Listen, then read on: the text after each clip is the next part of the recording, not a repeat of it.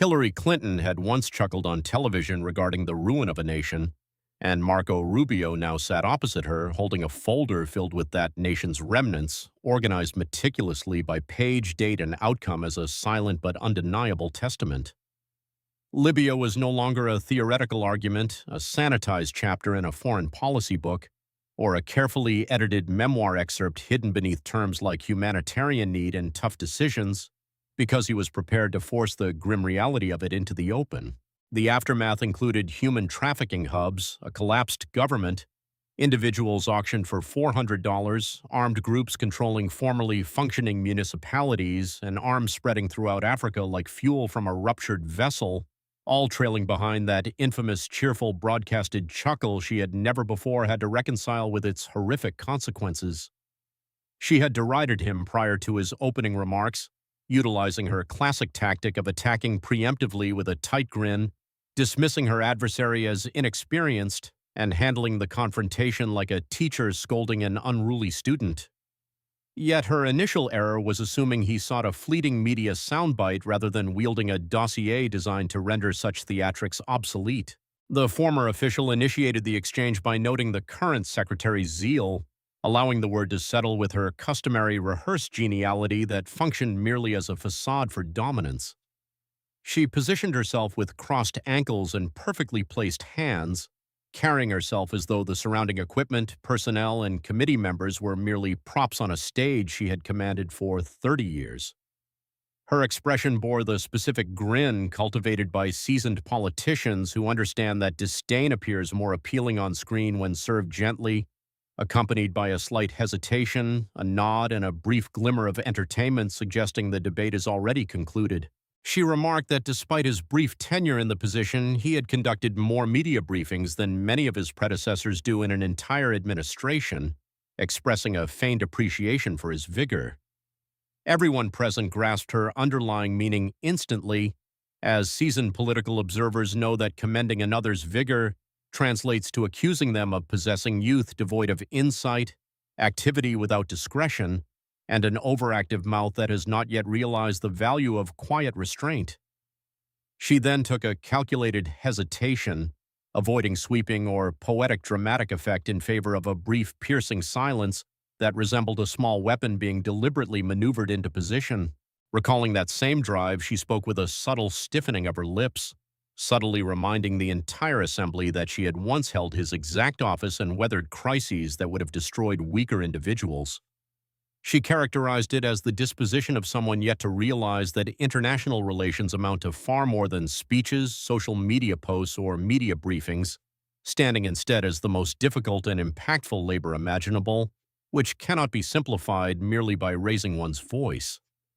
Following her statement, she adjusted her perfectly neat documents, executing a classic capital city maneuver meant purely to establish dominance, control the pacing, and imply that the mature authority figure had concluded her reprimand.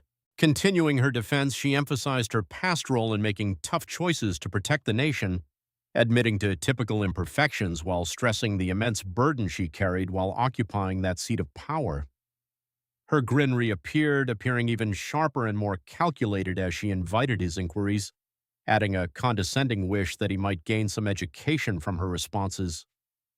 This remark served as an elitist rebuke wrapped in pleasantry, designed to diminish her interrogator before he even spoke, and for a brief moment the audience appeared to fall back into the familiar cadence of her authority. She had openly patronized the current chief diplomat while his devastating dossier remained shut, elevating the insult's dramatic effect, entirely unaware that the folder contained a comprehensive accounting of the one disaster she had never fully answered for, rather than standard partisan rhetoric. He refrained from an instant comeback, letting his quietness carry more weight than any spoken defense by demonstrating he had processed the slight and deemed it entirely unworthy of his energy. Remaining seated without a jacket, his sleeves rolled up and his glasses positioned low, he kept his hands flat next to the documents in a completely motionless stance that captivated the recording equipment. 3 or 4 seconds ticked by, which in the realm of high-stakes government proceedings functions less as a simple hesitation and more as the heavy formulation of a final judgment. He calmly agreed with her, his low volume serving to sharpen rather than soften the blow, acting not as a retreat but as a deliberate clearing of the floor before accelerating his case for the official record. Acknowledging his relative novelty in the position she previously held, he conceded his tendency to speak extensively, noting that his mother in West Miami had always correctly identified this trait since his childhood. He proceeded to open the file devoid of any theatrical flair or plea for adulation, mirroring a seasoned prosecutor finally unveiling evidence that had been delayed for far too long. Looking directly at her before turning his attention to the documents, he announced a change of pace, deciding to read aloud the exact legacy she created during her tenure rather than merely discussing it. Allowing that statement to linger shifted the atmosphere of the space entirely, as emphasizing her lingering aftermath presented a much harsher indictment than questioning her past decisions, intentions, or media defenses. The true footprint left by a leader consists of the stark reality remaining once political mantras fade, addresses age poorly, books stop selling, and casualties are tallied by individuals excluded from high-level planning. Glancing between the document and his adversary, he introduced his own heritage first, demonstrating that national ruin represents a visceral, generational trauma shared around family dinner tables rather than a sterile academic debate or policy exercise. He recounted his parents' immigration from their homeland in the mid-20th century, explaining that they fled a collapsing power structure while the American government lacked any strategy for the ensuing chaos.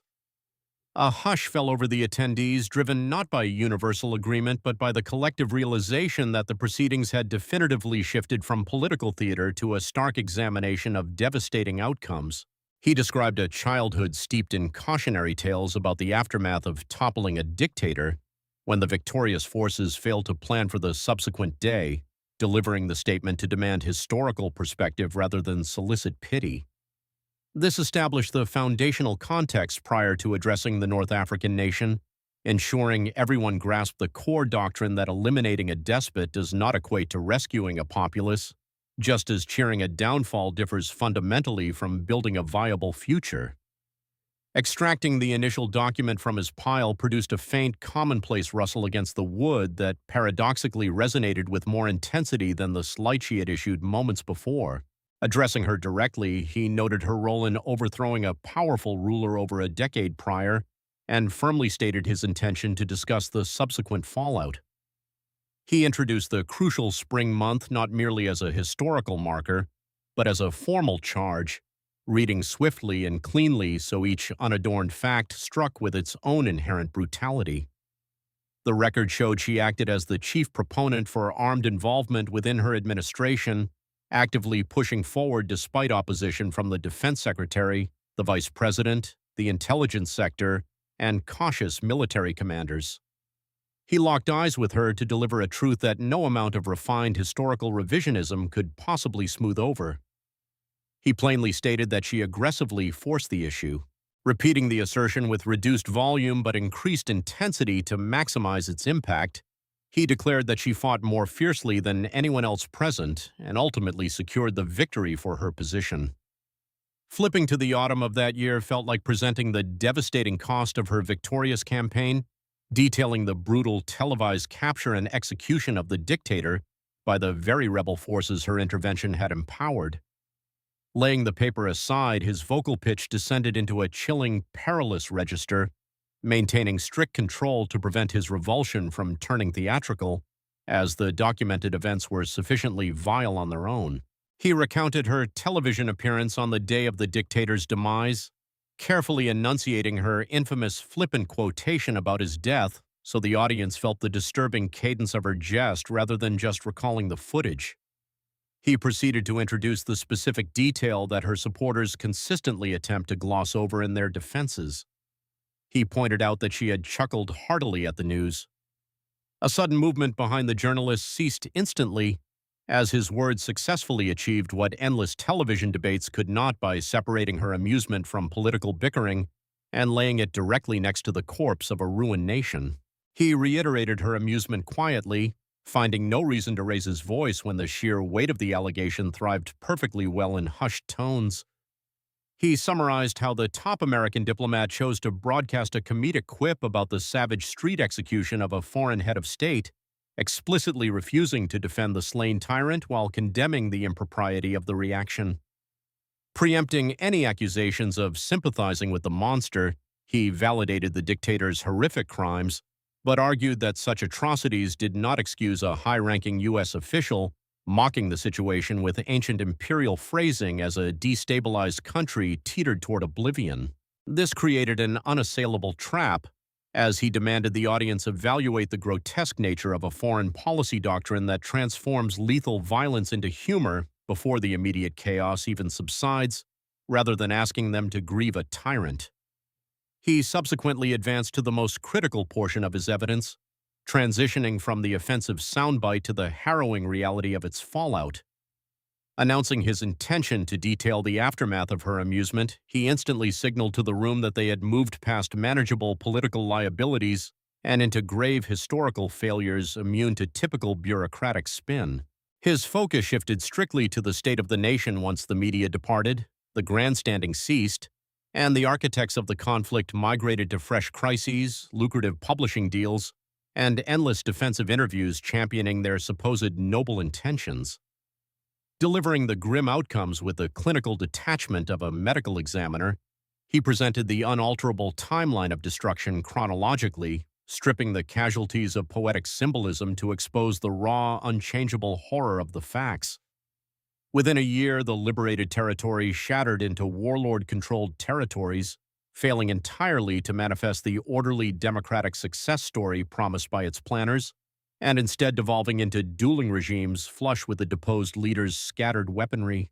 The region lacked any centralized authority capable of maintaining unity or weathering initial struggles, exposing a massive deficit in reconstruction strategy compared to the military might utilized, largely because tedious rebuilding efforts lacked the glamorous optics of a triumph in battle.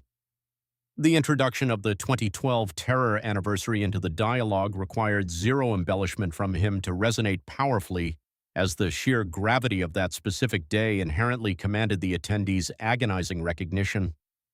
Extremists assaulted the diplomatic facility, resulting in the deaths of the ambassador she appointed and 3 other brave Americans, all perishing within the chaotic void generated by a conflict aggressively marketed as a life-saving endeavor. These 4 specific casualties completely defied being brushed aside as mere collateral damage without rendering such dismissive terminology incredibly offensive. His disciplined delivery prevented the victims from feeling like cheap political fodder, which effectively cornered his opponent by questioning why she eagerly claimed credit for the operation but stubbornly refused to associate her legacy with the ensuing fatalities and regional implosion. The core argument highlighted that the deadly siege was an inevitable symptom of the post-intervention anarchy, flourishing in a lawless environment where armed gangs dictated terms, arms served as money, and American hubris remained disastrously unguarded. An elderly graying observer in the audience, sporting what appeared to be a military insignia on his jacket, crossed his arms defiantly and maintained that rigid posture throughout the exchange. Pushing ahead, he signaled that his documentation remained incomplete, underscoring that the foreign nation's descent into hell did not halt simply because American politicians lost interest in observing it.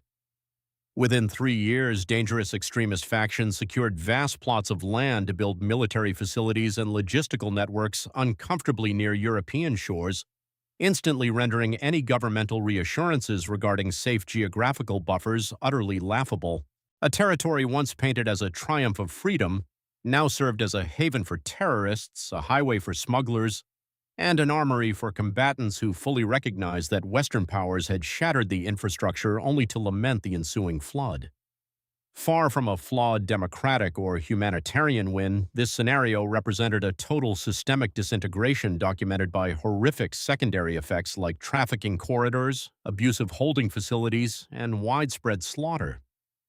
Arriving at the late autumn of a subsequent year, his vocal projections softened significantly, acknowledging that certain abhorrent truths lose their profound gravity when delivered at high volumes. Major news outlets had televised covert nocturnal recordings from within the shattered nation, revealing helpless migrants from various African nations queued up while predatory opportunists actively auctioned off their physical persons. Highlighting the appalling economics of the footage, he introduced the $400 per capita valuation into the record, presenting a figure so brutally archaic and purely malicious that it felt entirely alien amidst the sterile modernity of a high-level government proceeding. People were being actively traded as property in the exact region she proudly claimed to have emancipated, and he permitted the specific monetary value to hang in the air silently, knowing such a depraved sum required no embellishment. The entire chamber froze momentarily, causing even the most seasoned journalists to hesitate at their keyboards, having entered a unique atmosphere where documenting the severe disgrace of leadership almost felt like an act of complicity. He proceeded to describe how massive stockpiles of advanced military hardware bled across borders following the regime's collapse, directly supplying notorious terrorist organizations throughout the continent who gladly claimed the deadly inventory the American government neglected to lock down. These armaments and their distribution networks were undeniably real, meticulously tracked and verified by international watchdogs, even as the conflict's architects cowered behind vague excuses regarding complicated alliances and historical unpredictability. By fully acknowledging the deposed leader's vicious nature, his argument struck with lethal precision, completely preventing her from utilizing the tyrant's wickedness as a shield to justify birthing a brand new catastrophe. The former dictator's regime entirely lacked freedom or moral standing, yet it functioned as an intact government, and shattering it without safeguarding its weapons or boundaries ensured the resulting devastation violently spilled beyond its own borders. He then flipped to a new document to address the massive maritime crisis, summoning the grim reality of the vast freezing waters populated by countless desperate souls forced onto flimsy rafts by catastrophic diplomatic blunders. Massive waves of refugees flooded the lawless territory in pursuit of European safety, navigating a hellish gauntlet of illicit camps and armed blockades where human life was commodified and desperation was aggressively monetized. Countless individuals perished at sea, their remains littering coastal European tourist destinations, while the politicians responsible for forging this nightmare corridor stubbornly argued that their hypothetical prevention of a massacre justified the sprawling tragedy. The brutality of his case lay in its stark simplicity, proving that every single victim journeyed through a highly publicized, supposedly rescued nation, often perishing in an attempt to flee the ensuing anarchy. Fatalities did not cease to matter simply because they relocated from an embassy to the ocean, nor did the agony lose its validity just because it contradicted the initial rationale for the war. Aligning a fresh sheet of paper with his growing stack created a silent indictment of its own, visually contrasting his perfectly organized files with the absolute disarray of the ruined nation in question. He explicitly reminded her that prior to her militant involvement, the country boasted the highest standard of living across the entire African continent. He clarified this statistic was not meant to glorify the deposed leader, neutralizing any attempts by opportunists to falsely accuse him of sympathizing with an oppressor. The nation previously provided complimentary higher education, universal medical services, reliable infrastructure, and a judicial system that successfully maintained societal cohesion despite its oppressive nature. While refusing to excuse the dictator's murderous reality, he relentlessly attacked the core deception of her defense, which falsely insisted the only available options were total annihilation of the government or complete endorsement of its cruelty. Rejecting this juvenile false dichotomy, he posed the mature inquiry she had dodged for over a decade, asking if America had any business obliterating a sovereign power without a reliable blueprint for its reconstruction. He concluded his point with the heavy finality of a slamming door, declaring that her interference directly birthed a collapsed society featuring active human auctions. This represented the ultimate juxtaposition he aimed for from the start, bypassing ideological debates to highlight the stark difference between a flawed but functioning civilization and a chaotic wasteland governed by thugs selling humans under stadium lighting. He explicitly branded this dystopian reality as her personal legacy before delivering a singular phrase that bound his entire argument into an airtight prosecution. He proclaimed that this exact horror was the purchase made by her televised amusement.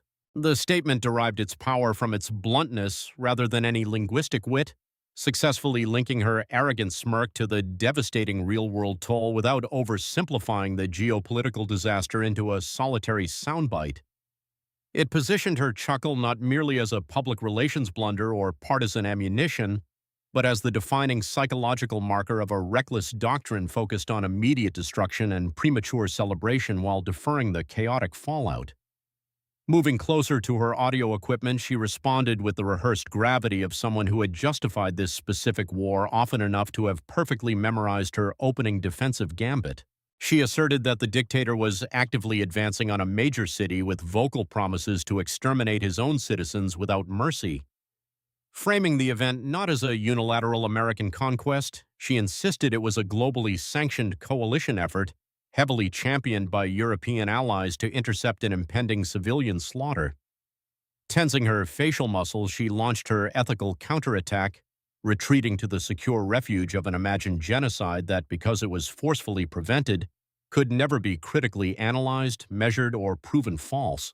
She dismissed the idea of passive observation during a theoretical massacre as completely absurd, briefly resurrecting her time-tested shield constructed from past historical atrocities and the dramatic rhetoric of absolute moral obligation. Acknowledging the inevitable negative fallout of military action, she fiercely maintained that the only alternative was permitting a historic ethnic cleansing, something she absolutely refused to tolerate under her leadership. An aide situated behind her nervously shifted some papers, unconsciously signaling relief that they had seemingly regained their balance, utilizing a well-worn excuse that historically succeeded whenever noble goals were permitted to excuse disastrous results. He patiently observed the movement without hastening his reply, recognizing that letting her impassioned defense hang in the air would maximize the destructive impact of his upcoming factual rebuttal. Speaking softly, he reminded her that innocent individuals were currently losing their lives regardless of her past intentions. He then delivered a fatal rhetorical strike, pointing out that she had merely transferred the location of the dying from civilian residences to human auction blocks rather than actually stopping the bloodshed. The aide's hand completely froze over the documents, illustrating how certain quietly delivered truths effortlessly dwarf loudly proclaimed justifications. Refusing the effortless route of outright denial, he conceded the reality of the dictator's threats and the world's lingering guilt over past tragedies, relying instead on the comprehensive strength of his evidence. His vastly more complex accusation asserted that she weaponized a potential crisis to authorize actions resulting in a sprawling multi-year disaster whose victims were far too dispersed to be mourned in a single tidy ceremony. He announced his intent to read a final item, causing a subtle ripple of tension throughout the audience, who now realized his recitations inevitably dismantled established narratives. Pulling a distinct, formally formatted diplomatic transmission from the bottom of his pull, he presented the type of mundane, bureaucratic caution that only achieves blazing historical significance after being disastrously ignored. Dated mere days prior to the international vote and initial airstrikes, this internal memorandum from regional experts represented immediate, proactive counsel rather than the sanitized, arrogant wisdom of retroactive analysis. It served not as a delayed academic critique or a politician's desperate attempt to reframe past mistakes, but as a real-time advisory issued before the chaos commenced.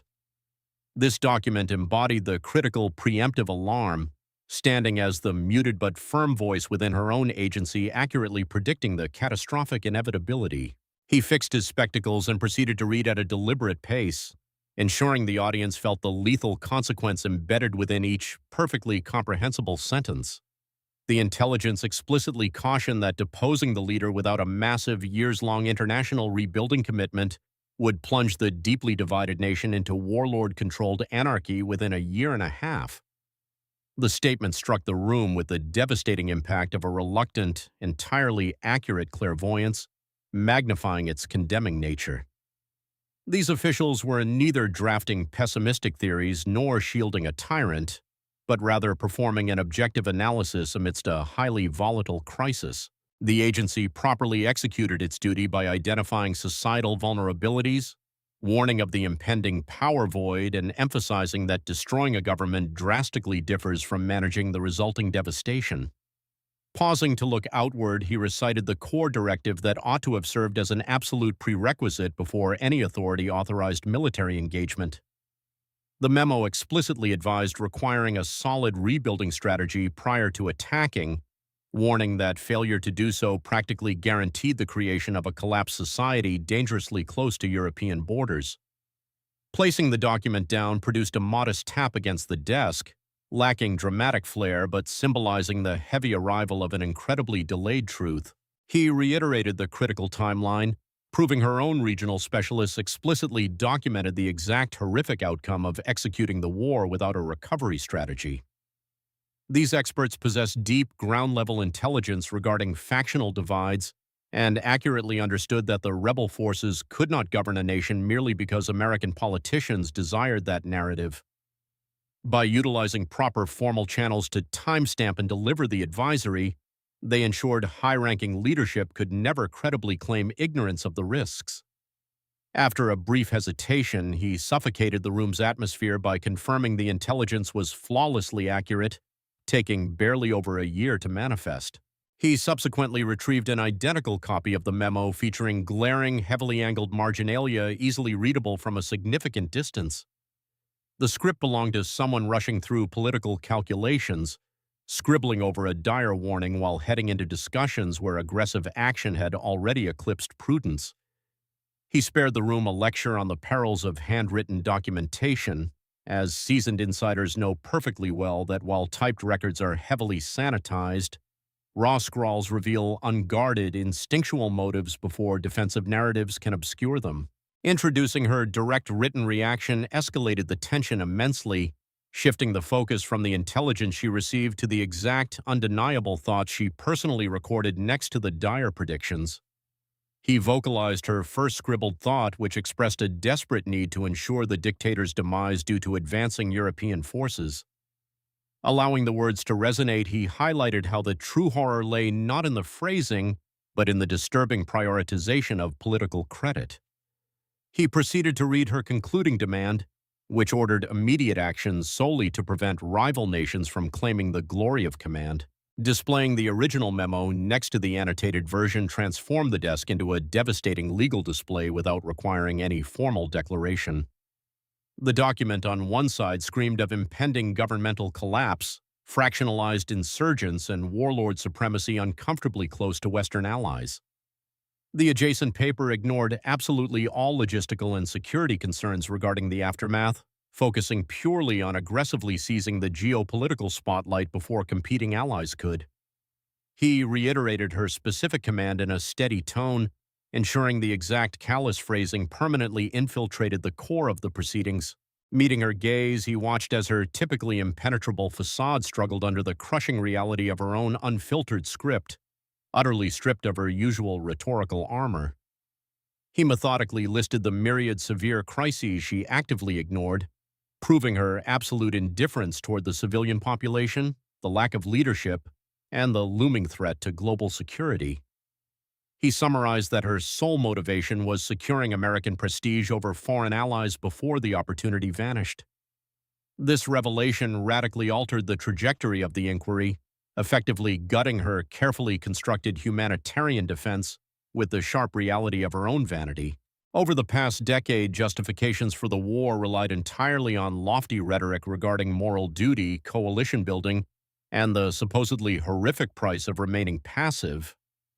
However, her hastily scribbled orders betrayed zero ethical torment, revealing instead a desperate, prideful anxiety over being historically overshadowed by rival nations. He tapped the damning document once, executing the motion with a cold, surgical precision. Her regional experts had flawlessly executed every possible protocol to explicitly warn their superior of the exact impending disaster. Raising his hand, he delivered the inevitable conclusion the entire room anticipated, confirming she simply bypassed the dire counsel with a flippant two-word directive. The subsequent cascade of devastation, ranging from dead diplomats to bustling human auctions, played out exactly as predicted, leaving the ignored memo as an irrefutable invoice for the tragedy.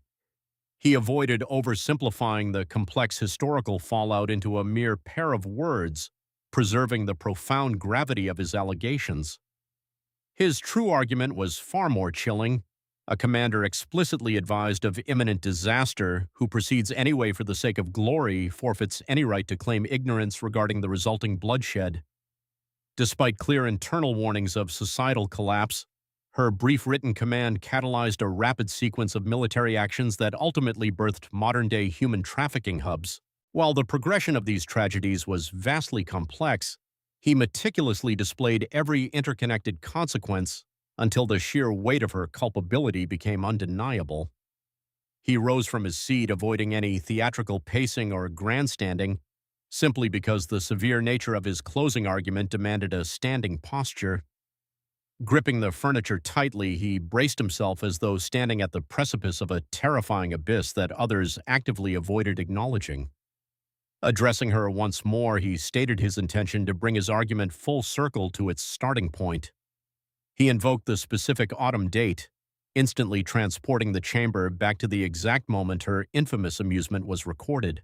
He slowly recited her quotation regarding the dictator's demise, utilizing pauses to emphasize its disturbingly triumphant cadence. Following a brief, piercing silence, he delivered the devastatingly concise accusation that was destined to go viral due to its sheer, unvarnished brutality. Her amusement was no longer an isolated incident, but forever inextricably linked to horrific imagery of terrorism, slaughtered diplomats, and human beings treated as livestock. He formally presented the horrific inventory generated by the action she found so amusing. Refusing to dilute the tragedy into a catchy soundbite, he painted a detailed picture of a completely shattered society dominated by extremists and modern-day slavery. He humanized the suffering in specific cities, describing desperate individuals with families and fears being subjected to public, illuminated bidding wars for mere hundreds of dollars. His white-knuckled grip on the furniture served as his sole display of fury, making his suppressed rage far more intimidating than any loud outburst. He expanded the scope of the disaster to the massive refugee crisis, detailing the perilous journeys of countless terrified souls forced onto unseaworthy vessels. He recounted the massive casualties at sea and the widespread destabilization fueled by the neglected armories of the government she helped obliterate. He brought the focus back to the 4 specific American personnel slaughtered in the chaotic environment her policies directly fostered. Concluding with his personal background, he reiterated that national collapse was a deeply intimate subject for him, rooted in his parents' escape from a deteriorating homeland. He highlighted his working-class upbringing to emphasize a recurring truth. When elite decision-makers abandon the nations they ruin, the common populace suffers through the resulting wasteland for generations. He accused her point-blank of destroying the country, stripping the statement of any rhetorical flair so it would strike with the blunt force of a sledgehammer.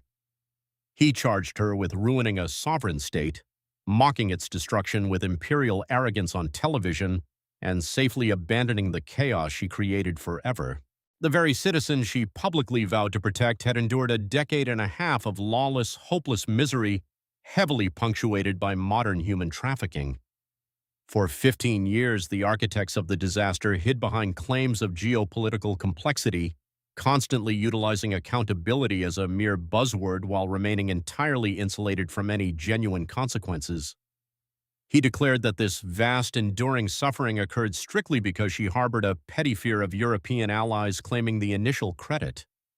Taking his seat devoid of any dramatic flourishes or made-for-television mannerisms, he imbued his conclusion with an overwhelming, somber weight. His comprehensive presentation required no further embellishment, as any concluding theatrics would have actively undermined the severe gravity of his argument. Acknowledging his lack of quaint, folksy anecdotes, he subtly differentiated himself from other, more performative lawmakers without explicitly naming them. He flatly stated his aversion to utilizing colorful regional metaphors or distracting, irrelevant fables to make a serious point. He ultimately distilled his entire prosecution into 2 devastating concepts: a massive body count and the sound of her television amusement. He declared that history would permanently bind those massive casualties to her flippant reaction, rendering any future attempts at narrative separation entirely futile. When offered the opportunity to reply, the attendees instinctively anticipated her response out of deeply ingrained habit, fully accustomed to her always possessing a prepared, polished rebuttal. She prepared to speak while projecting the identical stoicism that had successfully guided her through decades of intense scrutiny, fierce campaigns, and meticulously orchestrated media appearances. She initiated her standard defensive phrasing regarding accountability only to suddenly falter.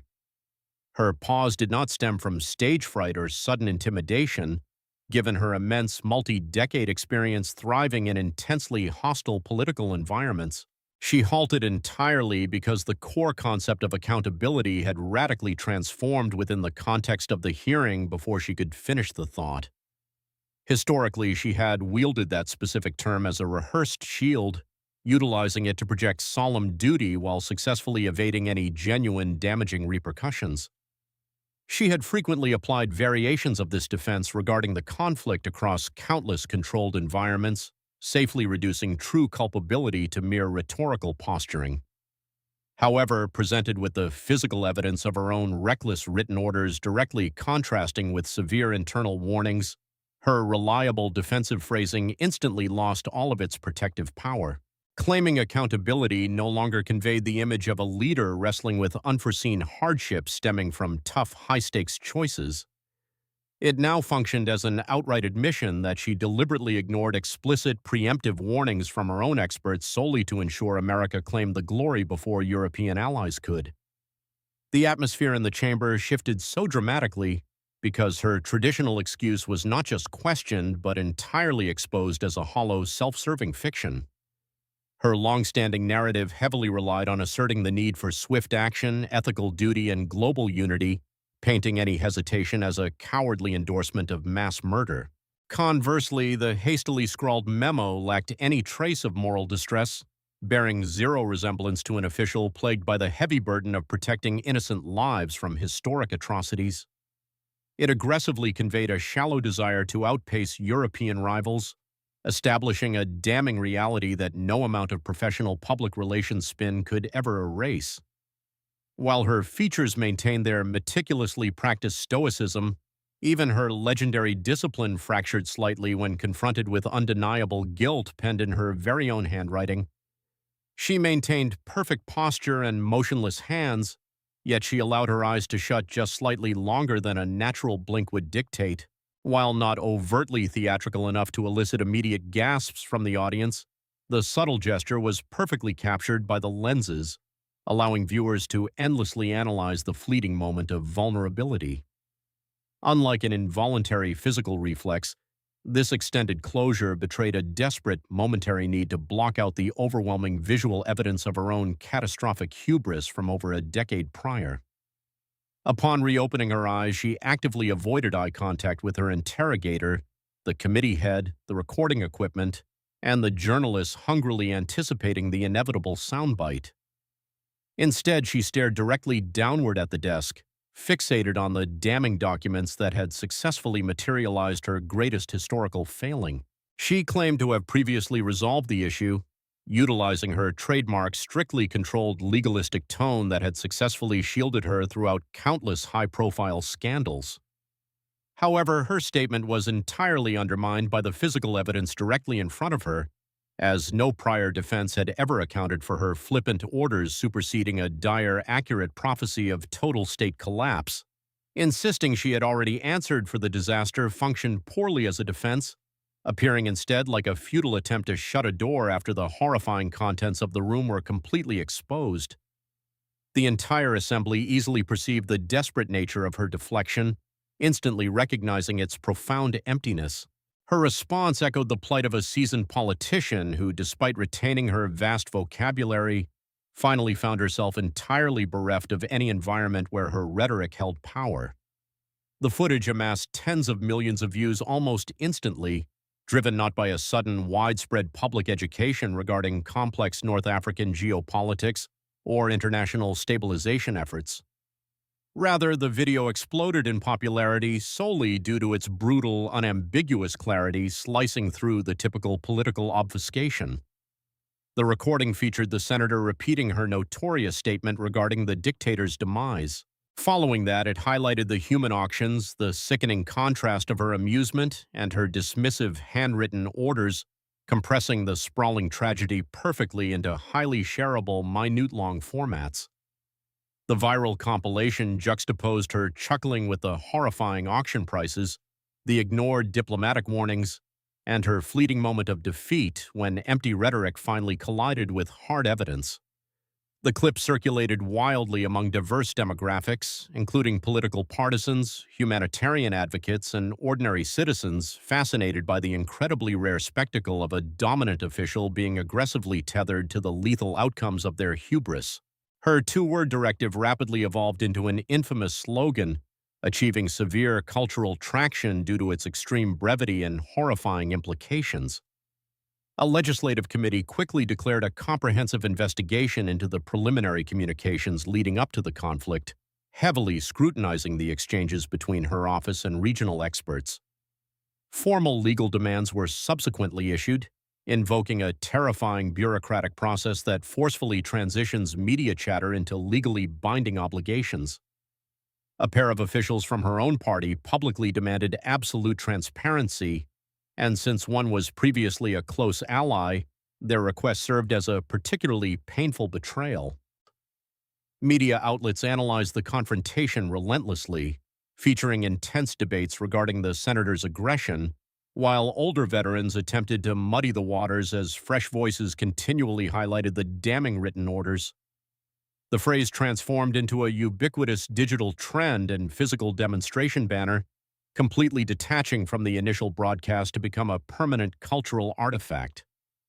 Later that night in a southern European city, a kitchen worker named Kwame utilized his brief rest period in a rear alleyway to view the viral video on a damaged mobile device. The young Ghanaian had previously sacrificed his meager commercial earnings to traffickers, viewing the European mainland as a gateway to salvation from a relentlessly punishing existence, provided he could simply survive the treacherous transit. While the illicit guide eagerly detailed the maritime voyage and promised employment, he entirely omitted the horrific reality of heavily armed detention facilities, endless delays, and the numbing terror of daily abuse. He kept the gruesome details of his captivity hidden from almost everyone, including border officials, his roommates, and his concerned mother calling from home. He had only ever shared a single horrifying detail with a fellow employee near the dumpsters, flatly stating that individuals were actively being auctioned off. Hearing the senator articulate the specific $400 figure caused him to unconsciously freeze the video playback. With the image paused on the terrible statistic, he examined his own battered hands, scarred by the grueling manual labor that sustained his existence while constantly reminding him of his suffering. His hands, which now perform menial tasks in Italy, had previously been attached to a living being evaluated for a few $100s in the very nation politicians claimed to have freed. The stark math of his life contrasted his meager culinary wages against his immense familial worth and his cheap slavery valuation, highlighting the cruel reality that survivors of shattered nations are entirely ignored unless they become casualties. Stowing his device, he resumed his grueling labor, acutely aware that the demands of survival never halt for the marginalized individuals crushed beneath historical events. Returning to his quarters, the secretary phoned his spouse, refusing to celebrate the confrontation as a triumph, knowing only an idiot rejoices over a discussion centered entirely on slaughtered victims and national ruin. He instead discussed his heritage, recalling his father returning from tending bar coated in the scent of fatigue and the numerous indignities associated with immigrant labor. He reflected on his family's mid-century escape, expressing the profound terror associated with occupying an office where a single signature, memo, or arrogant scribble can physically devastate foreign populations. He reiterated to his wife the agonizing truth that despite explicit written warnings of total governmental collapse, she callously ordered the offensive to proceed anyway. A heavy quiet enveloped the call, representing the deep understanding between partners who recognize when a moment requires no immediate response. He eventually confessed that his true fear regarding his powerful position stemmed not from foreign adversaries or late-night emergencies, but from the intoxicating, blinding allure of supreme hubris. He feared the delusion that skimming a report equals understanding a culture, that toppling a government guarantees a better one, or that chanting humanitarian slogans magically resolves the ensuing bloodbath. He dreaded the elite mindset assuming conflict concludes upon a tyrant's execution, ignoring that the true nightmare has only just begun for the trapped civilians unable to flee. The profound responsibility terrified him precisely because the bureaucratic capital excels at sanitizing horrific choices until the resulting carnage inevitably manifests overseas. The disastrous conflict was never sanitized, and the retrieved documentation unequivocally proved that regional specialists fully grasped the impending doom before the initial assault commenced. Meanwhile, in her northeastern residence, the former official sat secluded in her darkened office, entirely disconnected from all media devices. She avoided the viral footage because the memory of her own amusement had haunted her for a decade and a half, weaponized incessantly by critics and the internet into an inescapable badge of infamy. However, her infamous chuckle was now permanently wedded to terrifying auction prices, ignored diplomatic alerts, reckless handwritten commands, and her highly publicized moment of visual defeat. These damning realities occupied the shadows of her room like uninvited, immovable specters. She had previously endured the backlash by insisting the footage was maliciously edited, stripped of context, and entirely misrepresentative of a highly stressful situation. Yet during the recent hearing, her rival permanently attached the devastating, irrefutable reality of her actions to that moment of levity. She remained enveloped in darkness, entirely unable to escape the haunting echo of her own voice and image, which were now disastrously linked to her own written dismissal of a dire threat. No volume of prior defensive posturing could ever rebrand her amusement as dutiful sorrow, nor could any upcoming media blitz manipulate her aggressive command into an act of prudence. The ruined nation continued to exist as a lawless weapons hub and a testament to elite hubris, actively sustaining human slavery in an era that prided itself on eradicating such atrocities. She had flippantly announced the tyrant's death and proceeded to chuckle enthusiastically. A decade and a half down the line, her adversary finally presented the horrifying invoice for her amusement, and the total cost was the complete annihilation of a sovereign state.